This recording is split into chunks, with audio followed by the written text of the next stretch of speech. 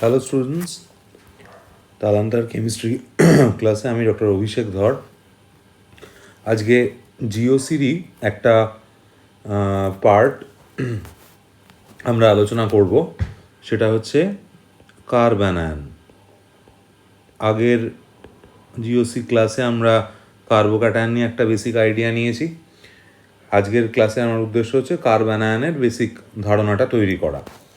তো প্রথমে আমরা দেখে নিই যে carbanion, it is quite loud and clear from the term itself. Carbanion মানে যেখানে একটা কার্বন সেটা নেগেটিভ চার্জ ক্যারি করে, সেটাকেই আমরা কার্বানায়ন হিসেবে সেই স্পিসিসটাকে রেফার করি। তো এবার এই যে কার্বানায়ন সেটা কিভাবে তৈরি হয় বা তার স্থায়িত্ব কীরকম হয়, কি কি বিষয়ের ওপর তার স্থায়িত্ব নির্ভর করে বা তার স্ট্রাকচার কীরকম হয়, সেই সম্পর্কিত আমরা একটা ওভারঅল ধারণা নেওয়ার চেষ্টা করব। প্রথমে আমরা দেখি যে ফরমেশন, যে এই কার্বানায়ন কীভাবে গঠিত হয়। মাথায় রাখতে হবে যে কার্বনের সাথে যদি কোনো লেস ইলেকট্রোনেগেটিভ অ্যাটম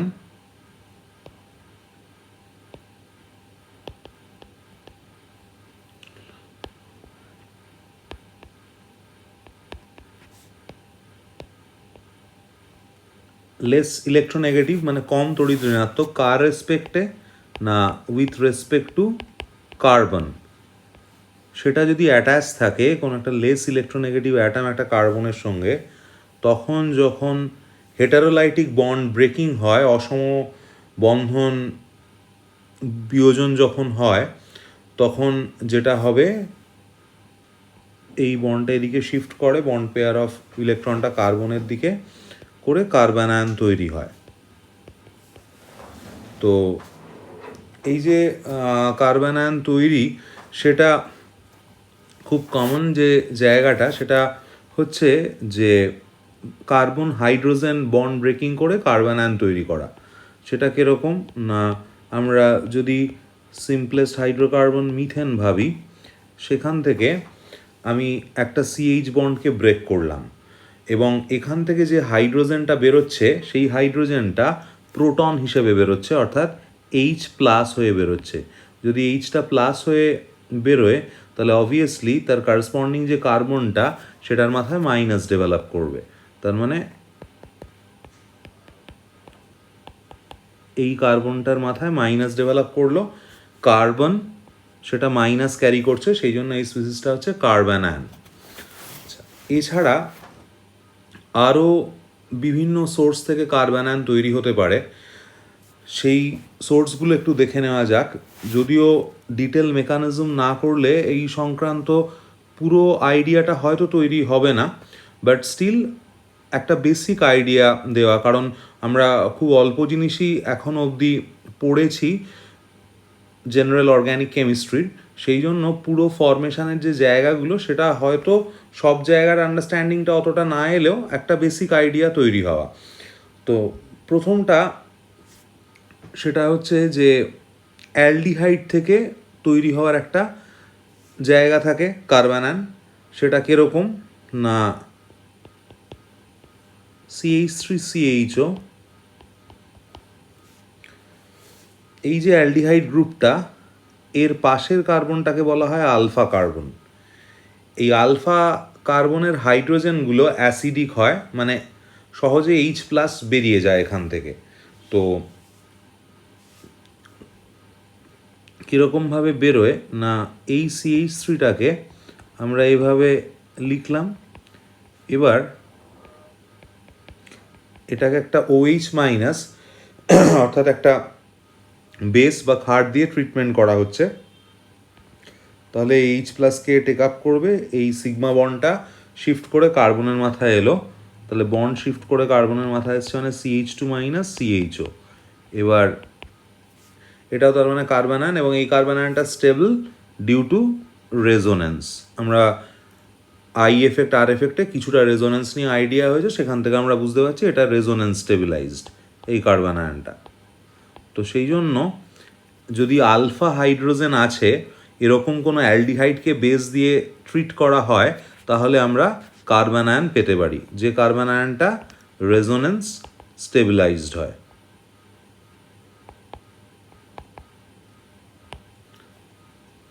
অ্যালডিহাইডে হতে পারে, এটা কিটোনেও হতে পারে।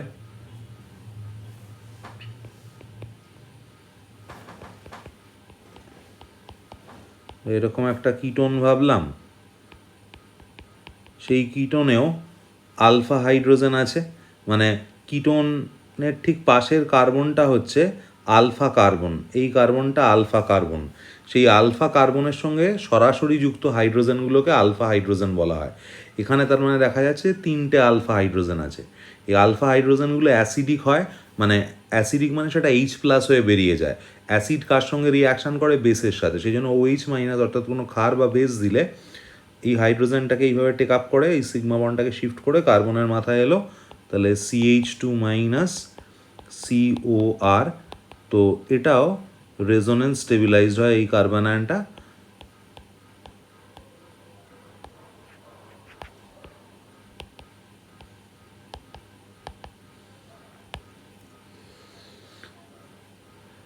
আমরা যদি কোনো S* নিই,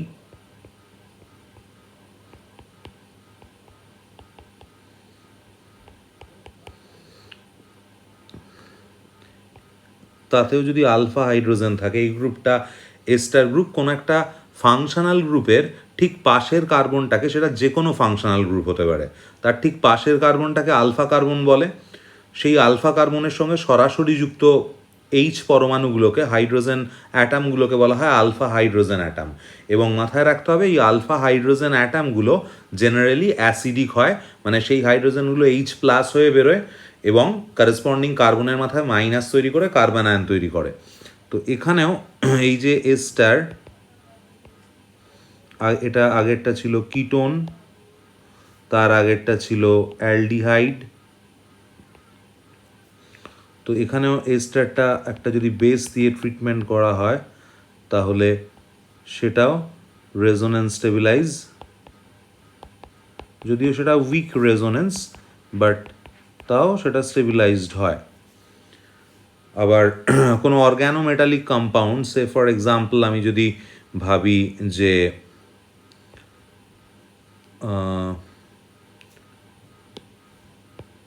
একটা গ্রিগনার্ড রিএজেন্ট RMgX, এটাকে প্রপার কন্ডিশনে ট্রিট করলে ম্যাগনেশিয়ামটা মোর ইলেকট্রোপজিটিভ, এটা যদি ভাঙে তাহলে সেখান থেকেও R- পাওয়া যায়, মানে কার্বন আয়ন তৈরি হয়।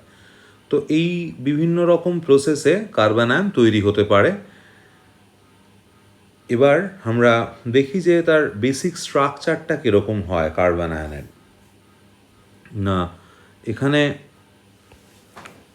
কার্বন আয়ন CH3 CH2-, আমি যদি এই কার্বন আয়নটাকে ভাবি তাহলে এই যে কার্বনটা, সেই কার্বনটার স্টেরিক নাম্বার আগে দেখি যে কত হচ্ছে। না, দুটো হাইড্রোজেন অ্যাটাচড আছে, এদিকে একটা কার্বন অ্যাটাচড আছে, 3টে, আর মাইনাসের জন্য 1, তাহলে স্টেরিক নাম্বার হচ্ছে 4। তার মানে এই কার্বনের হাইব্রিডাইজেশনে 4টে অরবিটাল টেক পার্ট করেছে, তাহলে এর হাইব্রিডাইজেশন স্টেটটা হয়ে দাঁড়ায় sp3। sp3 মানে তার স্ট্রাকচারটা হবে টেট্রাহেড্রাল, চতুস্তলকীয়, অর্থাৎ এটা নন প্ল্যানার। এটা একটা বেসিক ডিফারেন্স কার্বোক্যাটায়নের সাথে। কার্বোক্যাটায়ন যেগুলো হয় সেটা আগের ভিডিওতে আমরা দেখেছি, তার হাইব্রিডাইজেশন স্টেটটা জেনারেলি হয় sp2 এবং সেটা প্ল্যানার হয়, সামতলিক হয়। আর কার্বন আয়নগুলো আমরা দেখলাম sp3 তার হাইব্রিডাইজেশন স্টেট হয়, ফলে সেটা নন প্ল্যানার, অসামতলিক হয়। এবার কার্বোক্যাটায়নের স্টেবিলিটির সময় আর একটা জিনিস আমরা দেখেছিলাম যে কার্বোক্যাটায়ন সেটা হাইপার কনজুগেশনের মাধ্যমে স্টেবিলিটি গেইন করতে পারে। তো এই হাইপার কনজুগেশনের মাধ্যমে জেনারেলি 3টে ধরনের স্পিসিস স্টেবিলিটি গেইন করে, সেটা আমরা নোট করে রাখবো একটু, যে কার্বোক্যাটায়ন,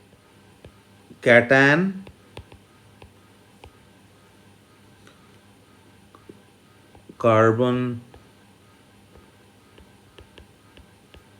free radical alkenes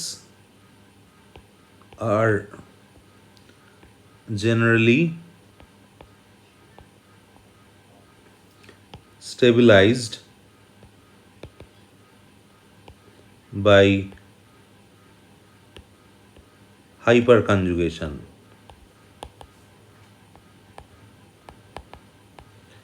তার মানে হাইপার কনজুগেশনের মাধ্যমে কার্বোক্যাটায়ন ফ্রি র্যাডিক্যাল মানে মুক্তমূলক এবং অ্যালকিনগুলো স্টেবিলিটি গেন করে। কিন্তু মাথায় রাখতে হবে concept of this hyper conjugation, this is not applicable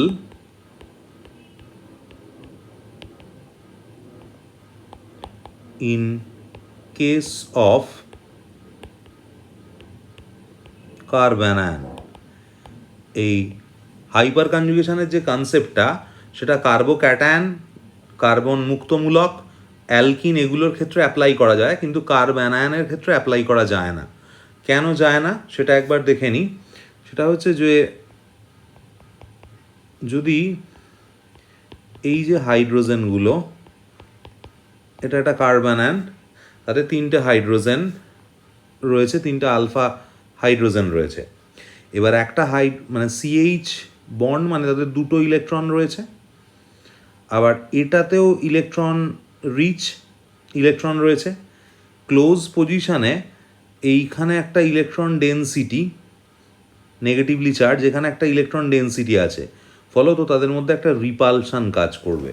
এই রিপালশানটা কাজ করার জন্য এইখানে হাইপার কনজুগেশন, মানে হাইপার কনজুগেশন হওয়া মানে এই বন্ডটাকে একটা স্টেজে এসে মানে এর ইলেকট্রনের ফ্লোটাকে এদিকে হতে হয়।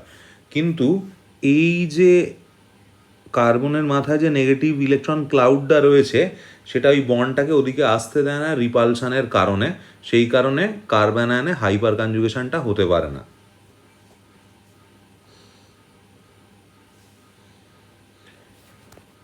এইভাবে আমরা মোটামুটি আগে দেখে নিলাম যে কিভাবে কার্বানায়ন তৈরি হয়, কার্বানায়ন কাকে বলে, এবং কার্বানায়নের ক্ষেত্রে যে হাইপার কনজুগেশনের কনসেপ্টটা অ্যাপ্লিকেবল নয় সেটা কেন নয় সেটা আমরা দেখলাম। এবার আমরা দেখব যে আর তার সাথে আমাদের দেখা হয়েছে যে কার্বানায়নটার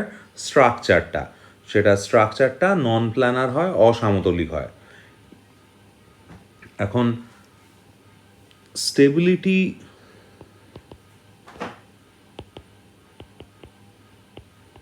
অর্ডার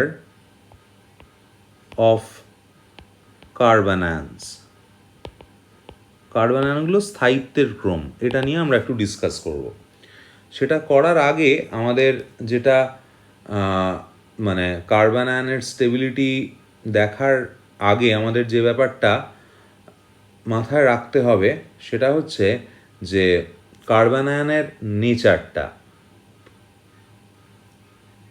তো কার্বানায়ন যেটা হয় সেটা একটা carbon direct minus charge carry করছে, তার মানে অবভিয়াসলি সেটা ইলেকট্রন রিচ স্পিসিস। তাহলে আমাদের মাথায় রাখতে হবে যে কার্বানায়ন যেটা হয় সেটা হচ্ছে ইলেকট্রন রিচ স্পিসিস, অর্থাৎ কার্বানায়নে ইলেকট্রনের আধিক্য থাকে, কারণ একটা ডিস্টিংক্ট মাইনাস চার্জ তো রিসাইড করে না কার্বনের মাথায়। তো তাহলে যদি ইলেকট্রন রিচ স্পিসিস হয়, যত এই নেগেটিভ চার্জটা যত বেশি ডিসপার্সড হয়ে যেতে পারবে, ছড়িয়ে পড়তে পারবে, তত তার স্টেবিলিটি বাড়ে। তার মানে এই যে নেগেটিভ চার্জ অর্থাৎ ইলেকট্রনটাকে সেটাকে ছড়িয়ে দিতে গেলে ইলেকট্রন টানবে এরকম গ্রুপ থাকতে হবে। তার মানে ইলেকট্রন উইথড্রয়িং যে গ্রুপগুলো, সেই ইলেকট্রন উইথড্রয়িং গ্রুপগুলো কার্বানায়নের স্টেবিলিটিটা ইনক্রিজ করে। তাহলে এই পয়েন্টটা আমাদের লিখে রাখতে হবে যে ইলেকট্রন উইথড্রয়িং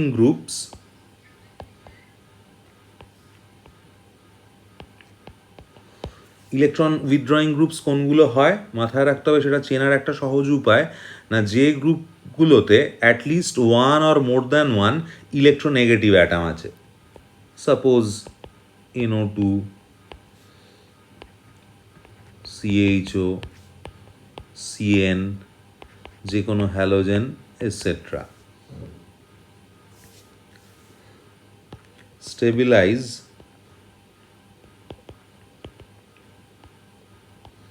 কার্বন আয়ন।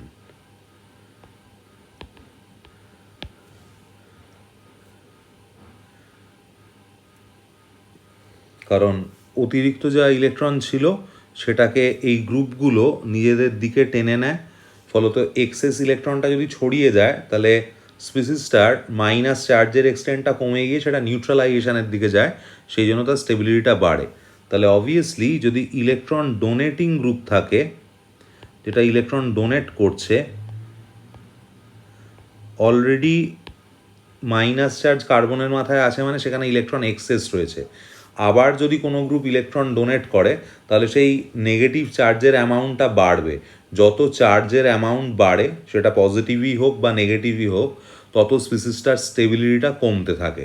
সেই জন্য যে কোনো ইলেকট্রন ডোনেটিং গ্রুপ থাকলে আমাদের খেয়াল রাখতে হবে যে কার্বন আয়নের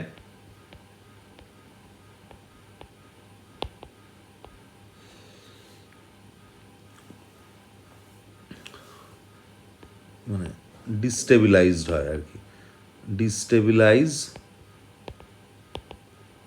কার্বন আয়নস। এই দুটো পয়েন্ট আমাদের খেয়াল রাখতে হবে। এবার এই জায়গাটার উপর বেস করে আমরা কিছু বেসিক অর্ডার স্টেবিলিটির সেটা আমরা দেখে নিই কার্বন আয়নের। প্রথমে আমরা ডিগ্রি হিসেবে দেখি। CH3- এটা 0 ডিগ্রি কার্বন আয়ন। তারপরেরটা হচ্ছে CH3 CH2- এটা 1 ডিগ্রি কার্বন আয়ন। তারপরেরটা হচ্ছে CH3 CH3- 2 ডিগ্রি, আর this one is 3 degree carbon ion. তো এদের যে স্টেবিলিটির অর্ডার সেটা আমরা দেখব। এটাকে যদি আমি A বলি কার্বন আয়ন, এটা B, এটা C, এটা D। ডিগ্রিগুলো কীরকমভাবে আসে, যে কার্বনটা মাইনাস ক্যারি করে সেই কার্বনের সঙ্গে সরাসরি যুক্ত যটা কার্বন থাকে সেই কার্বনের ডিগ্রি তত হয়।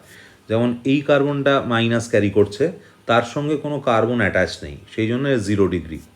এই কার্বনটা মাইনাস ক্যারি করছে, তার সঙ্গে সরাসরি যুক্ত কার্বন একটাই আছে, সেই জন্য এটা 1 ডিগ্রি আর প্রাইমারি কার্বন আয়ন।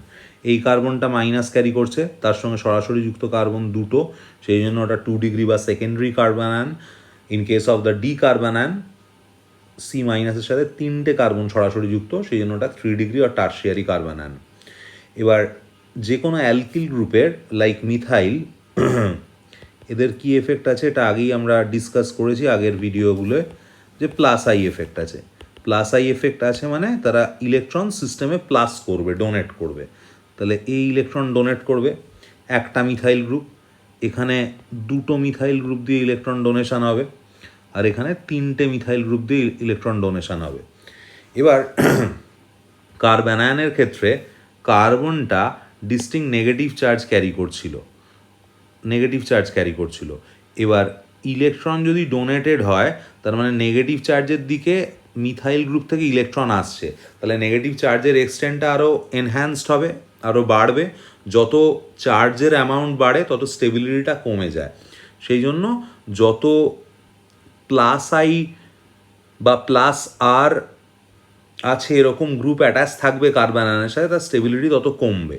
তাহলে এখানে একটা মিথাইল গ্রুপ দিয়ে ইলেকট্রন মানে মাইনাস চার্জটা ইনক্রিজ করছে, এখানে 2টো মিথাইল গ্রুপ দিয়ে ইলেকট্রন ডোনেশন করে মাইনাস চার্জ ইনক্রিজড হচ্ছে, আর এখানে 3টে মিথাইলের প্লাস আই এর জন্য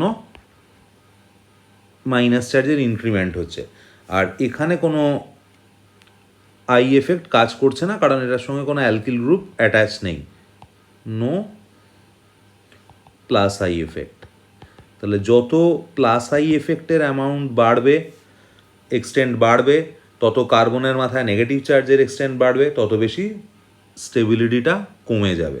তাহলে সবচেয়ে বেশি স্টেবল হবে যার চার্জটা মিনিমাম, তার মানে এ কার্বন আয়ন, তারপর হবে বি, তারপর হবে সি, তারপর হবে ডি।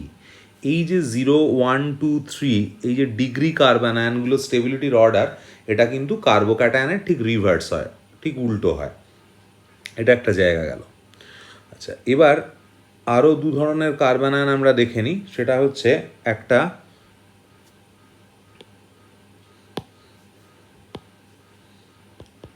এটা আমরা কার্বোক্যাটায়নের সময়ও আলোচনা করেছি। এটাকে বলা হচ্ছে অ্যালাইলিক কার্বন আয়ন। আর একটা সেটা হচ্ছে benzylic carbanion. Benzylic carbon ion.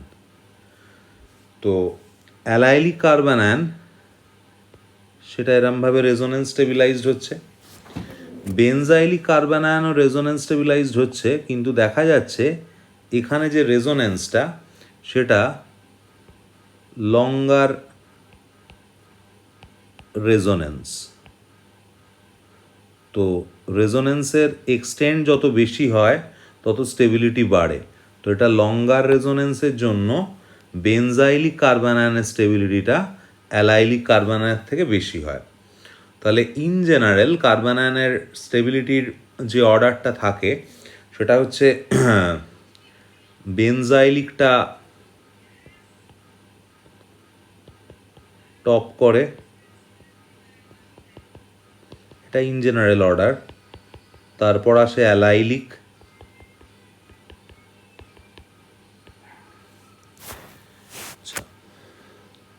তারপর এলো 0 ডিগ্রি, তারপর এলো 1 ডিগ্রি, তারপর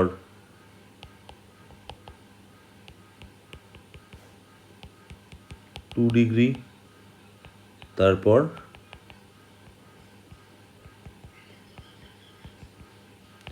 3 ডিগ্রি। এটা মোটামুটি একটা জেনারেলাইজড স্টেবিলিটির অর্ডার কার্বন আয়নের। এবার এখানে এই গ্রুপগুলোর ওপর মানে ভ্যারি করে যে কী ধরনের স্টেবিলিটি বাড়বে না কমবে, কি গ্রুপ অ্যাটাচড আছে, তার কি এফেক্ট রয়েছে, তার ওপর স্টেবিলিটি ফ্যাক্টরটা ডিপেন্ড করে। তো যেমন আমরা কতগুলো সেট অফ এক্সাম্পল দেখে নিই যে কীরকমভাবে স্টেবিলিটির অর্ডারগুলো ডিটারমাইন্ড হতে পারে। যেমন একটা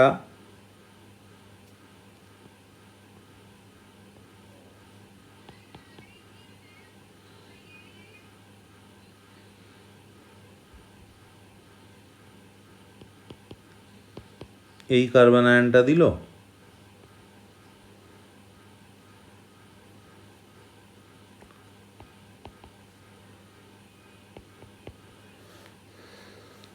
এটা 2 নাম্বার,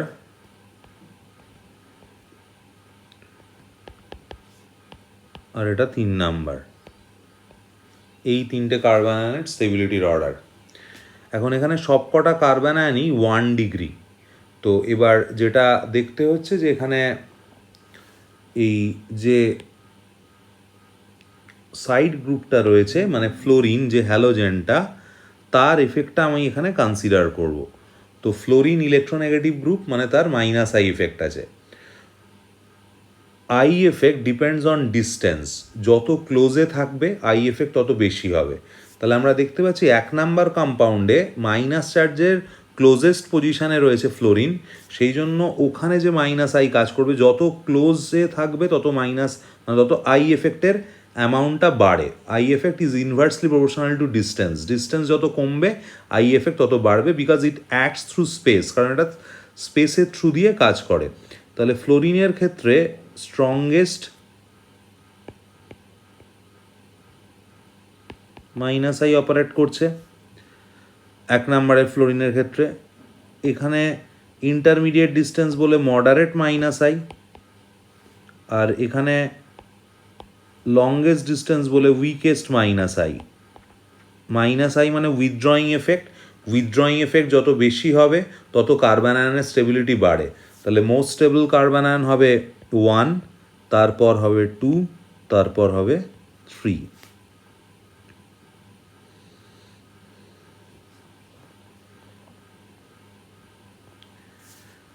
নেক্সট আমরা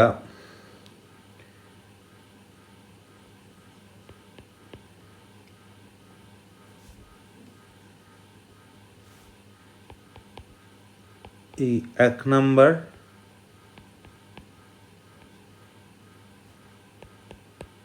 2 নাম্বার এই দুটো কার্বানের মধ্যে স্টেবিলিটি কম্পেয়ার করব। তো এখন এখানে দুটো কার্বন আয়নই 2 ডিগ্রি, কিন্তু প্রথম যে কার্বন আয়নটা 1 নাম্বার, সেটার কিটোনটার একদিকের কিটোনের -I -R অপারেট করছে, আর 2 নাম্বারে দুদিকের কিটোনের -I -R অপারেট করছে। তো যেখানে দুদিক থেকে -I -R অপারেট করছে, দুটোই মাইনাস এফেক্ট, মানে দুটোই উইথড্রয়িং এফেক্ট। যত উইথড্রয়িং এফেক্টের এক্সটেন্ট বেশি হবে তত কার্বন আয়নের স্টেবিলিটি বাড়ে। সেই জন্য 2 number carbon ion is more stable than 1।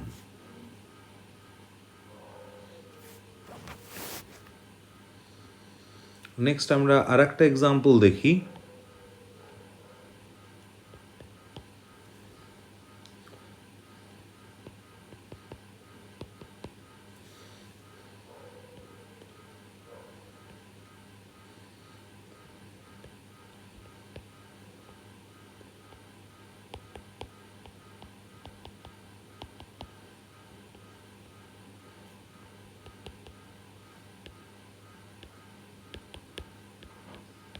Third carbon ion এইটা, আর ফোর্থ কার্বন আয়ন প্যারা পজিশনে Cl অ্যাটাচড রয়েছে। তাহলে এই 4টে কার্বন আয়নের স্টেবিলিটির অর্ডার। আমাদের উল্টো দিকের যে গ্রুপগুলো তাদের এফেক্টটা আমায় কনসিডার করতে হবে। নাইট্রো গ্রুপ যেটা, সেটার -I along with -R operate করবে। CH3 গ্রুপের +I অপারেট করছে। OCH3 অক্সিজেন ইলেকট্রোনেগেটিভ বলে তার একটা -I থাকবে, কিন্তু এখানে অক্সিজেনের লোন পেয়ারটা রিংয়ের মধ্যে রেজোনেন্স যাচ্ছে, সেই জন্য +Rও থাকবে। আর effect dominates over I effect, সেই জন্য এখানে -Iটা আমি কনসিডার করব না, +Rটাই ধরতে হবে। আর Cl এর ক্ষেত্রে শুধুমাত্র -I অপারেট করবে।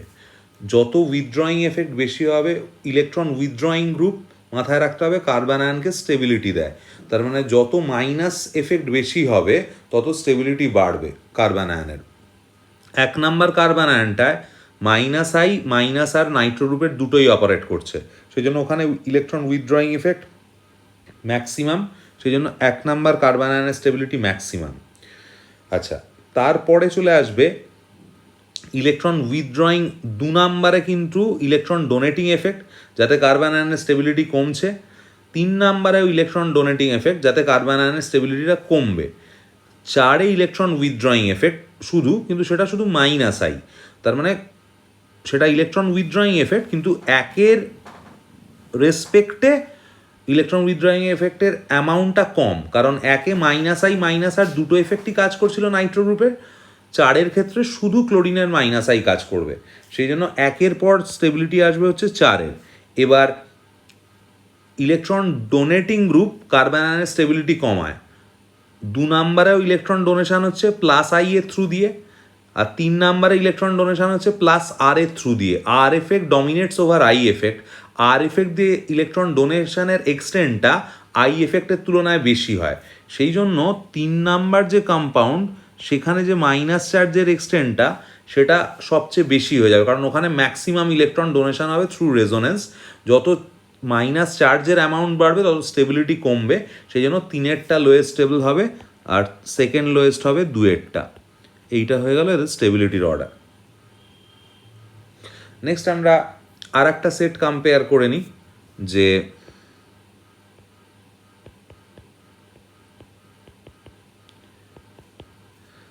CH2 - NO2, এটা 1 নাম্বার কার্বন আয়ন। CH2 মেটা পজিশনে NO2, এটা 2 number carbon ion, CH2 minus, প্যারা পজিশনে একটা NO2, এটা 3 নাম্বার কার্বন আয়ন। তো এটা করতে গেলে আমাকে একটা জায়গা, যেটা আগের দিনও আমরা কার্বোক্যাটায়নের ভিডিওতেও ডিসকাস করেছি, বা এই কথাটা আমার বিভিন্ন ভিডিওতেই জিওসির ঘুরে ফিরে আসে, যে রেজোনেন্স এফেক্ট যেটা,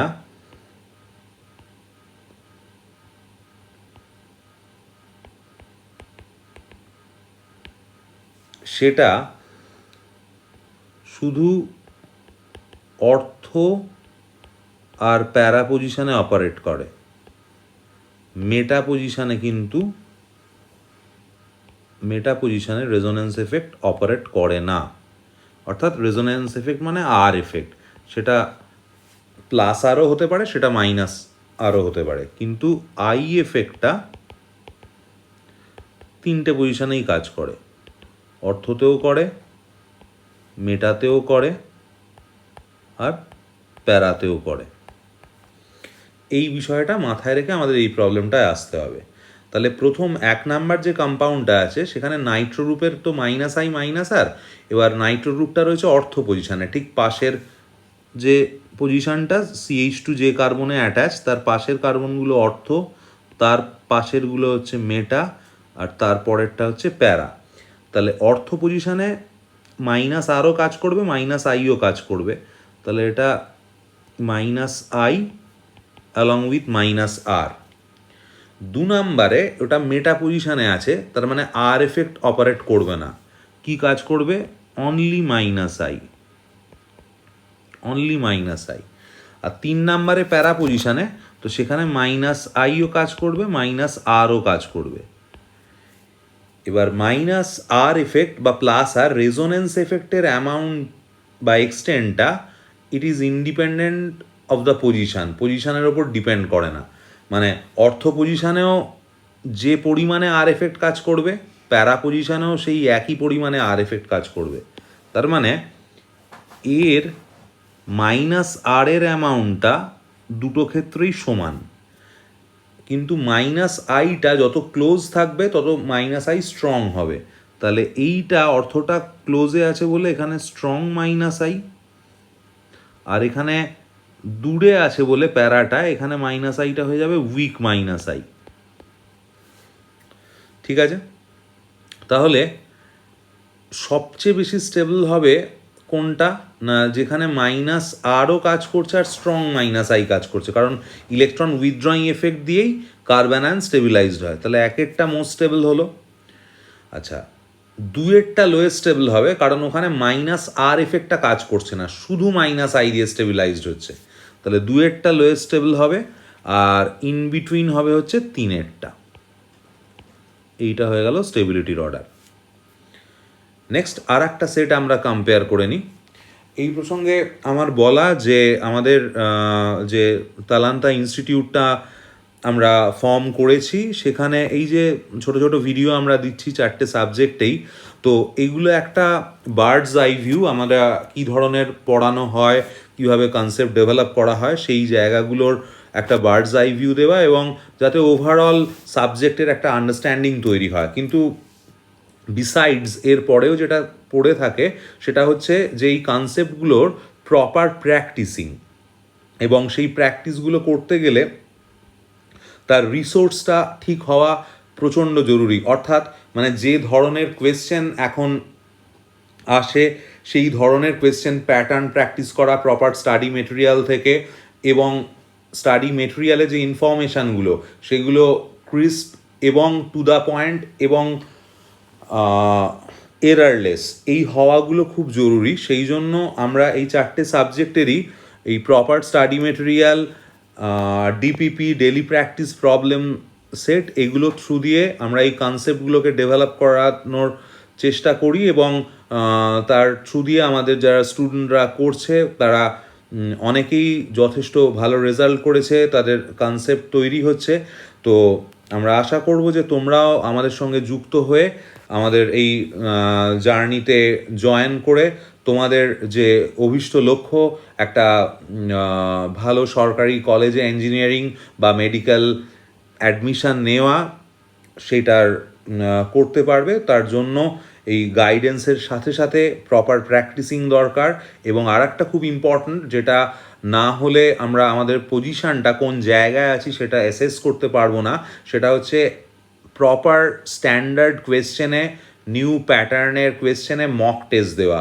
সেটা online mock test for engineering entrance এবং offline mock test for NEET entrance. এইগুলো আমরা তালান্তার পক্ষ থেকে প্রোভাইড করছি।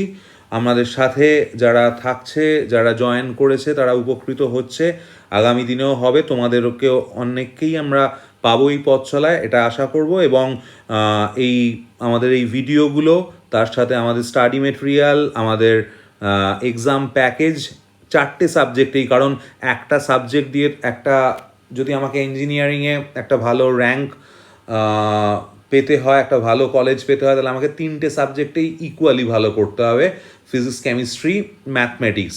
If it is NEET, we have to be strong in 3 subjects, that is chemistry, physics and biology. ফলত আমাদের এই মক টেস্টগুলো সমস্ত সাবজেক্টেই দেওয়া রয়েছে, আমাদের অপশান রয়েছে, আমাদের স্টাডি মেটেরিয়াল সমস্ত সাবজেক্টের অপশান রয়েছে। তবেই এই পুরো ব্যাপারটাকে একসঙ্গে অ্যাসিমিলেট করেই আমরা একটা স্ট্যান্ডার্ড জায়গায়, আগামী দিনে একটা স্ট্যান্ডার্ড এনআইটি, স্ট্যান্ডার্ড আইআইটি বা ভালো মেডিকেল কলেজ, সেটা আমরা অ্যাসিওর করতে পারবো।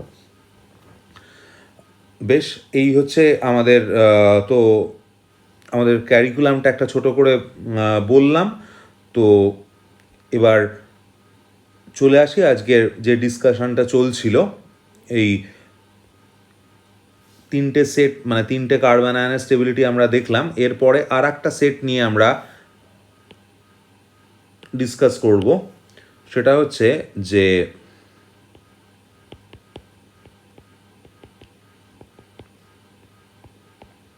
এটা একবার অর্থ পজিশনে বেনজাইলিক কার্বন আয়নের OCH3 আছে, একবার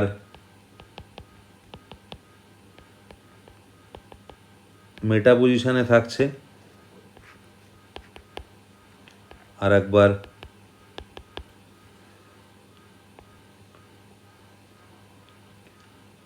প্যারা পজিশনে থাকছে। তো OCH3 যে গ্রুপটা, তার অক্সিজেন ইলেকট্রোনেগেটিভ অ্যাটম থাকার জন্য -I সব জায়গাতেই কাজ করবে, 3টেতেই। এবং I effect depends on distance, তাহলে এটা যেহেতু ক্লোজেস্ট, তাহলে এখানে স্ট্রং -I, এটা মডারেট -I, আর এটা weak -I due to longest distance. আর অক্সিজেনের লোন পেয়ার রিংয়ের মধ্যে রেজোনেন্সে ডোনেটেড হবে, তাহলে এখানে প্লাস আর কাজ করবে, OCH3 গ্রুপের প্লাস আর এফেক্ট শুধুমাত্র অর্থ আর প্যারা পজিশনে কাজ করে। এখানেও কাজ করবে প্লাস আর, এখানেও প্লাস আর কাজ করবে। কিন্তু এইখানে যেহেতু মেটা পজিশন, ওখানে কিন্তু আর এফেক্ট কাজ করবে না, ওখানে অনলি -I কাজ করবে, শুধুমাত্র -I। তাহলে এটায় তার মানে শুধু ইলেকট্রন উইথড্র হচ্ছে 2 নাম্বারে। কার্বন আয়নে যদি ইলেকট্রন উইথড্র শুধু হয়, তার স্টেবিলিটি সবচেয়ে বাড়বে, তাহলে 2এরটা মোস্ট স্টেবল হলো। এবার আর এফেক্টের এক্সটেন্ট, সেটা প্লাস আর হোক বা -আর হোক, তার অর্থ পজিশনেও যে পরিমাণ হবে, প্যারা পজিশনেও সেই একই এক্সটেন্ট হবে। তাহলে প্লাস আর এরও যা, এটা দিয়েও যে অ্যামাউন্টে ডিস্টেবল হবে কার্বন আয়নটা, এখানেও সেই একই অ্যামাউন্টে ডিস্টেবল হবে। কিন্তু এবার এখানে ডিফারেন্সিয়েটিং ফ্যাক্টরটা হয়ে দাঁড়াবে -I। স্ট্রং, যেহেতু স্ট্রং -I 1 নাম্বারে কাজ করছে due to short distance between CH2- and OCH3, সেই জন্য স্ট্রং -I এর জন্য কম্পারেটিভলি মোর ইলেকট্রন উইথড্রয়িং ওটা 1 নাম্বার কার্বন আয়নটা, যেটা মোর ইলেকট্রন উইথড্রয়িং যে কার্বন আয়ন গ্রুপ অ্যাটাচ থাকে, সেটা মোর স্টেবল হয়। সেই জন্য 2-এর পর স্টেবিলিটি আসবে 1-এর, তারপর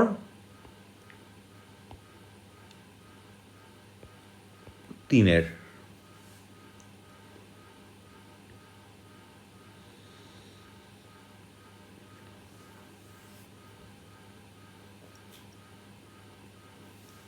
এটা লাস্ট একটা জায়গা আমরা একটু দেখে নিই, যদিও এটা ঠিক কার্বঅ্যানায়ন নয়, তবে অ্যানায়ন অ্যানায়ন একটা, এবং সেই অ্যানায়নের স্টেবিলিটির একটা জায়গা। আচ্ছা, তার আগেও আর একটা বিষয় বলার, আমরা মোটামুটি যে যে ফ্যাক্টরগুলো দিয়ে কার্বঅ্যানায়নের স্টেবিলিটি ডিটারমাইন্ড হয় সেটা এলাম। আর একটা জায়গা আমরা একটু ডিসকাস করি, যে এই তিনটে, এটা 1 নাম্বার, এটা 2 নাম্বার কার্বঅ্যানায়ন, আর এটা 3 নাম্বার কার্বঅ্যানায়ন, এদের স্টেবিলিটির অর্ডার। তো এখানে যে কার্বনটা রয়েছে তার হাইব্রিডাইজেশন স্টেট হচ্ছে sp, এই কার্বনটার হাইব্রিডাইজেশন স্টেট হচ্ছে sp2, এই কার্বনের হাইব্রিডাইজেশন স্টেট হচ্ছে sp3। এবার অর্ডার অফ ইলেকট্রোনেগেটিভিটি, যত এস ক্যারেক্টার বাড়ে তত ইলেকট্রোনেগেটিভিটিটা বাড়বে। তার মানে sp-টা most electronegative, sp hybridized orbital, তারপর sp2, তারপর sp3। মোর ইলেকট্রোনেগেটিভ অ্যাটম যখন নেগেটিভ ক্যারি করে according to the criteria of stability of resonating structure, তখন সেই রেজোনেটিং স্ট্রাকচারটা মোর স্টেবল হয়। যেখানে more electronegative atom negative carry করে সেই স্ট্রাকচারের স্টেবিলিটি সবসময় বেশি হয়। তো তাহলে এখানে মোস্ট ইলেকট্রোনেগেটিভ হচ্ছে sp হাইব্রিডাইজড অরবিটাল, সেটা যখন নেগেটিভ ক্যারি করছে তার স্টেবিলিটি ম্যাক্সিমাম, তাহলে 1-এর স্টেবিলিটি ম্যাক্সিমাম, তারপর হচ্ছে 2-এর স্টেবিলিটি, লোয়েস্ট হয়ে যাচ্ছে 3-এর স্টেবিলিটি।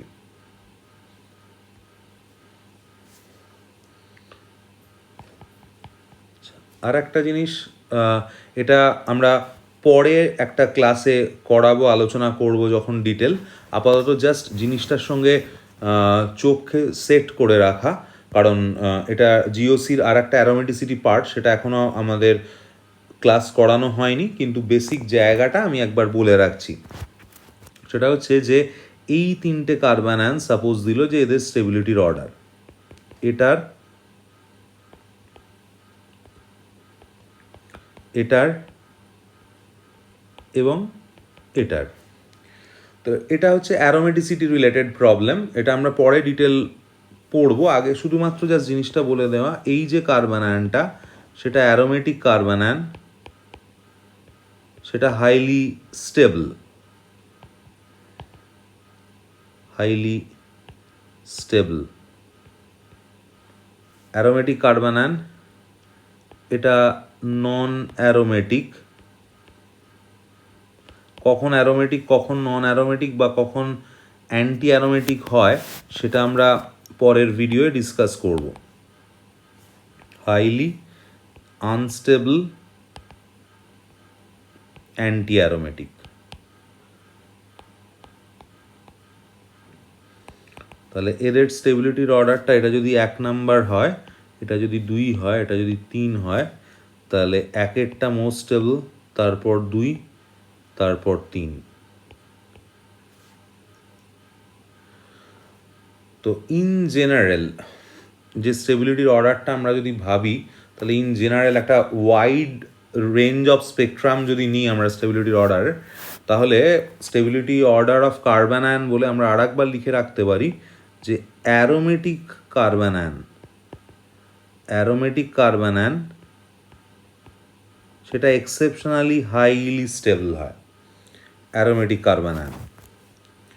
তারপর আসে হচ্ছে বেনজাইলিক কার্বন আয়ন,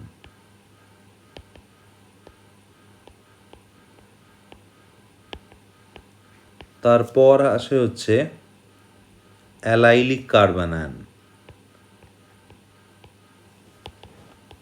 তারপর আসে হচ্ছে 0 ডিগ্রি কার্বন আয়ন, তারপর 1 ডিগ্রি, তারপর 2 ডিগ্রি, তারপর 3 ডিগ্রি কার্বন আয়ন, তারপর অ্যান্টি অ্যারোমেটিক কার্বন আয়ন। এইটা জেনারেল ওয়াইড রেঞ্জ স্পেকট্রাম নিলে কার্বন আয়নের স্টেবিলিটির এই অর্ডারটা মোটামুটি ফলো করে।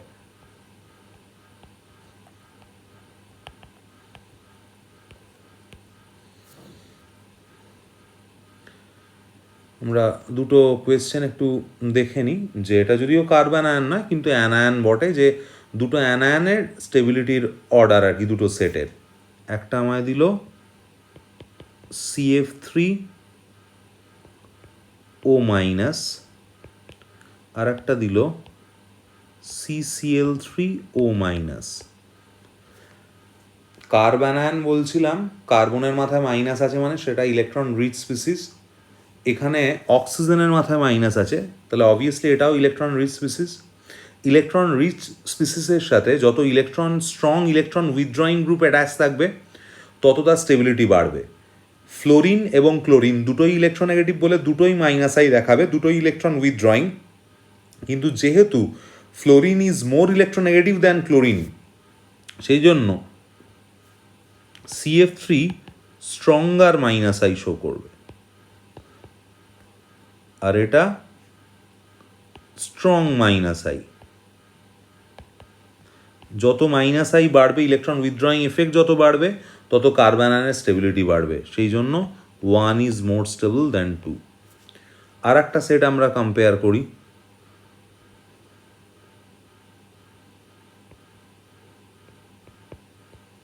CH3O মাইনাস,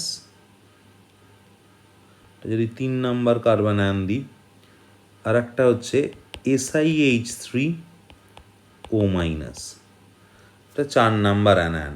মানে আমি কার্বন আয়নই পুরো ডিসকাস করলাম, তার সঙ্গে যেহেতু একই কনসেপ্ট, ওই ইলেকট্রন উইথড্রয়িং দিয়ে অ্যানায়নের স্টেবিলিটি, এবং এগুলো বারবার কম্পিটিটিভে এই কনসেপ্টের ওপর পড়ে এই ধরনের O মাইনাস ক্যারিং অ্যানায়নগুলো, সুতরাং এরকমও দুটো এক্সাম্পল আমি দেখিয়ে দিলাম যে এখানে এটা কোনটা বেশি স্টেবল। এখন এটা যেটা হয় যে ও এর মাথায় যে মাইনাস চার্জটা, সেটা সিলিকনের ভ্যাকেন্ট ডি অরবাইটাল আছে। তো সিলিকনের ভ্যাকেন্ট ডিতে ও এর মাইনাস চার্জটা ডিসপার্সড হয়ে যেতে পারে। সেই জন্য এখানে বেসিক্যালি এই SiH3 গ্রুপটা একটা মাইনাস আর এফেক্ট এক্সার্ট করে, ওয়ারাজ এখানে carbon lacks any vacant orbital, or কোনো ভ্যাকেন্ট অরবাইটাল নেই, সেজন্য এই ধরনের কোনো মাইনাস আর দিয়ে রেজোনেন্স স্টেবিলাইজড হবে না। বরঞ্চ এখানে যেটা কাজ করবে, মিথাইলের প্লাস আই থাকবে, তো প্লাস আই থাকার জন্য এখানে কিন্তু অক্সিজেনের মাথায় মাইনাস চার্জের এক্সটেন্টটা আরও বাড়বে। চার্জ যত বাড়বে, তার মানে 3 নাম্বারে দেখা যাচ্ছে ও এর মাথার মাইনাস চার্জটা ইনক্রিজ করছে, আর 4-এ দেখা যাচ্ছে ও এর মাথায় যে মাইনাস চার্জটা সেটা ডিসপার্সড হয়ে গিয়ে স্টেবিলাইজেশনের দিকে যাচ্ছে। যত স্টেবিলাইজেশনের দিকে যায় চার্জ, তত বেশি মানে কারেসপন্ডিং অ্যানায়নটা স্টেবল হয়। সেই জন্য 4-এরটা বেশি স্টেবল হয় দেন 3।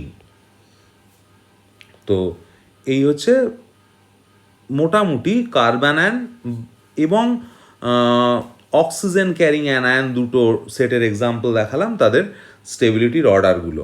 তো এই জায়গাটা যদি এই ভিডিওটাকে দেখলে মোটামুটি একটা ওভারঅল কার্বন আয়ন সংক্রান্ত ধারণা তৈরি হবে।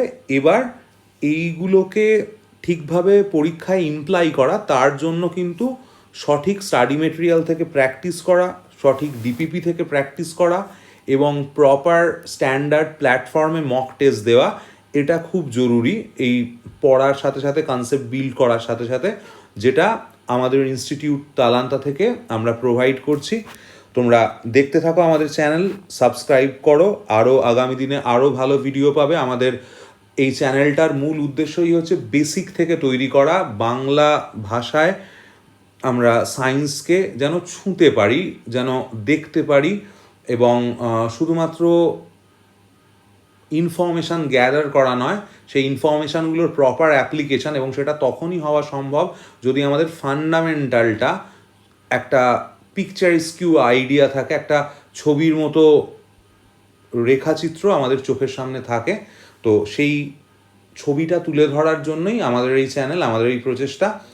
সবাই ভালো থেকো, আবার দেখা হবে।